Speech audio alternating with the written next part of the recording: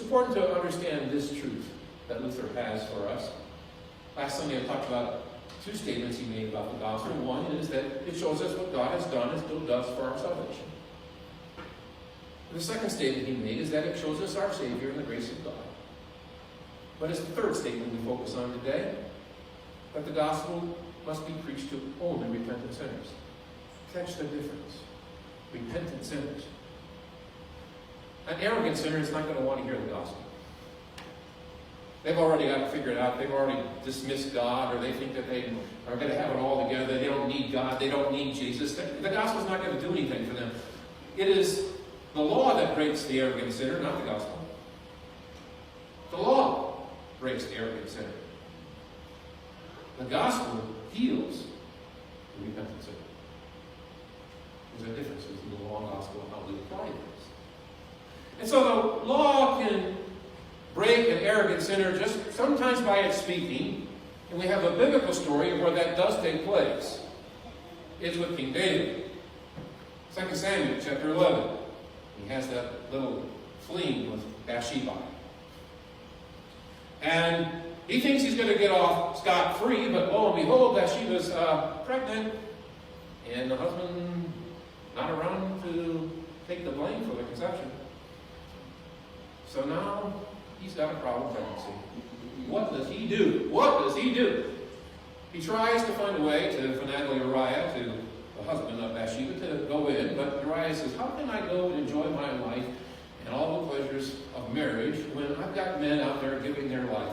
He refused to go in. He slept on the porch. And David scratched his head and I said, I guess that ain't going to work. So what he finally ends up doing is he tells his General Joab, I want Uriah on the front line, and I want you to put him in a high-risk situation where he's definitely going to lose his life. And Joab says, that's crazy. David says, don't worry about it. That's the order from the king. Just do as I told you. So Uriah gets killed.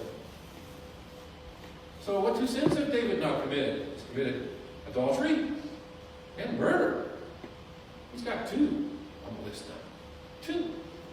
And nobody knows any less, right? So here is Bathsheba, that poor woman. She's a widow now. Husband killed in battle, and she's pregnant.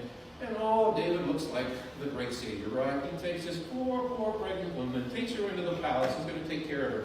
I mean, the whole thing is just a great public relations scheme for David. Until it explodes in his face. The prophet Nathan, sent by God, who sees all things, goes in and tells David this story about this lamb. About a rich man and a poor man. Rich man had many lambs. The poor man had only one. It's kind of a pet to him. And the rich man had some guests. And the rich man, instead of taking one of his own lambs, takes the only lamb of the poor man and sacrifices it to feed his guest. And when David hears this story, he's irate. And he says to the prophet Nathan, this man is deserving nothing but death. And then the law, spoken right between the eyes, as Nathan points to David and says, you are the man. David becomes broken. And he says, I have sinned. I can no longer hide this. I have sinned. And then Nathan gives the gospel. The Lord has put away your sin. So when we have the broken sinner, we know it's time to share the gospel. When someone is wondering about their forgiveness, when someone is worried whether or not they could forgive themselves for whatever they have done, whether or not God will forgive them, give them the gospel. 1 John 1:7, nice little gospel statement. The blood of Jesus Christ cleanses us from all sin. All sin. Not particular, all. All sin. You can hear about the blood of Christ shed on the cross. And sometimes, you may have been there where you struggle with forgiveness, and you may hear the gospel, and the moment you leave the sanctuary door, you got that guilt again. Just won't go away. That's why we need to constantly hear the gospel. Because guilt for us sometimes just doesn't disappear so easily. The gospel needs to be told over and over to the repentant, broken sinner. But sometimes the law just doesn't work through the spoken word. Sometimes the law works through life situations where people are broken and they need to hear some hope. Maybe you've been there in some of my situations where you're just living in a time of darkness and you're just like a little glimmer of light. And think of another person in the scriptures, Judas, who gets this bad rap of being a betrayer to Christ. But think a little bit about how his whole life ended. He betrays Christ. He was hoping that he would just lock him up and throw away the key and be done with any of this rebellion that he might lead against Rome for the salvation of the Jewish people, like Esther. But then he saw the chief priests and Pharisees go beyond a lockup. They wanted to crucify him. And when he saw that the chief priests and Pharisees were getting their goal, what did he do? He went to those chief priests and Pharisees and he made confession, didn't he? I have sinned. I have betrayed innocent blood. And what was the response by the Pharisees? The great pastoral response, right? What's that to us? It's not our affair.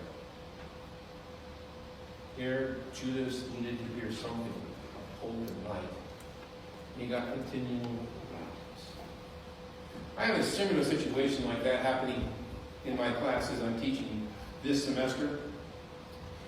We just started.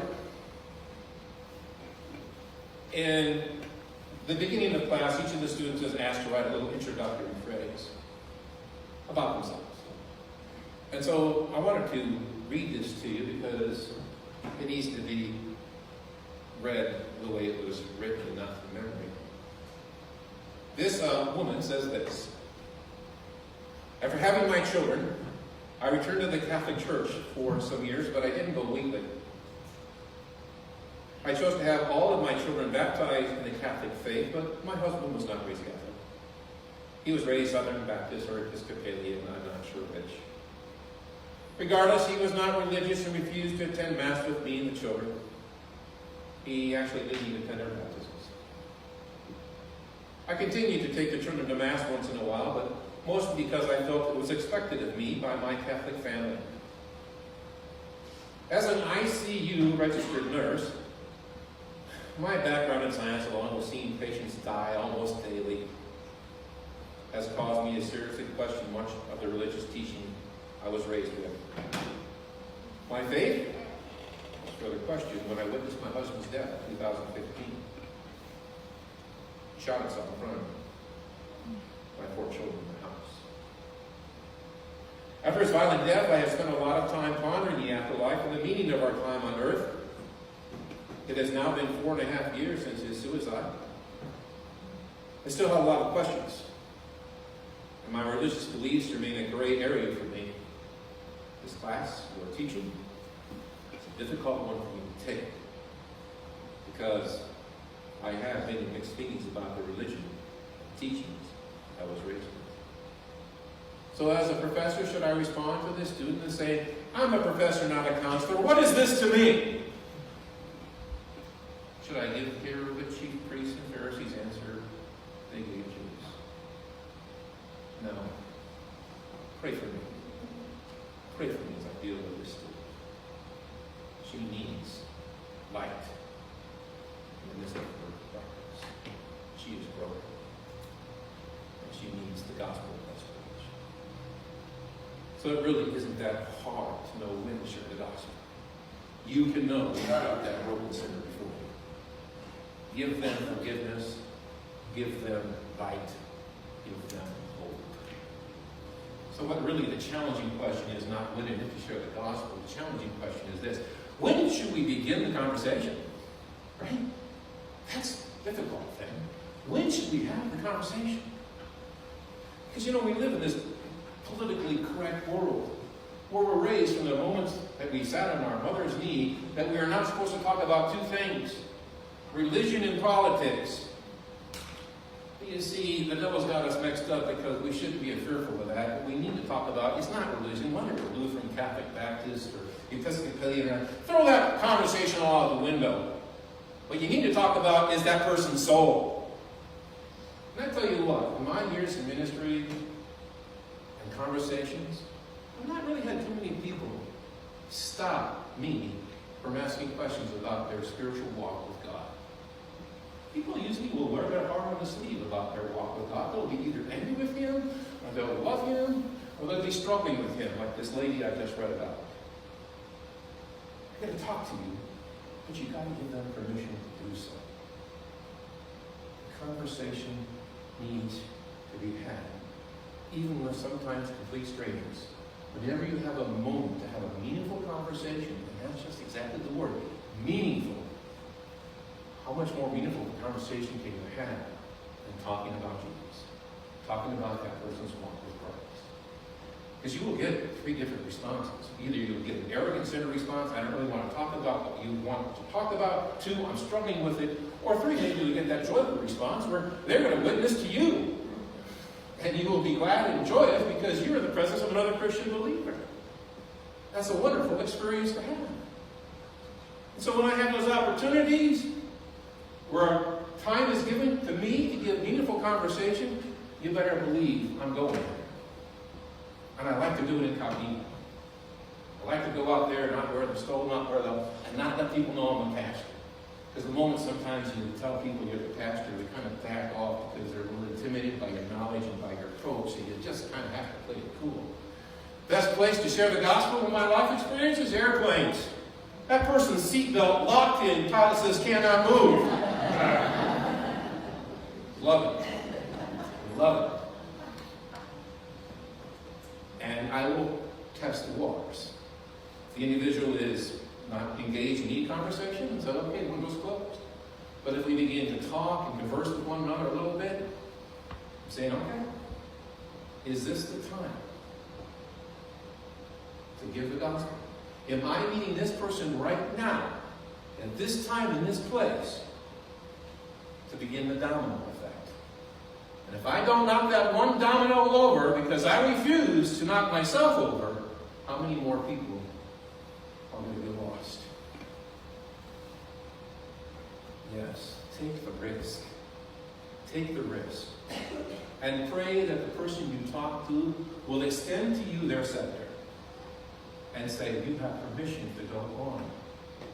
I want to hear what you have to share with me about this faith of yours, because it seems to give you strength I don't have. So, it's not that real difficult to know when you share the gospel. The question is, when do you start the conversation?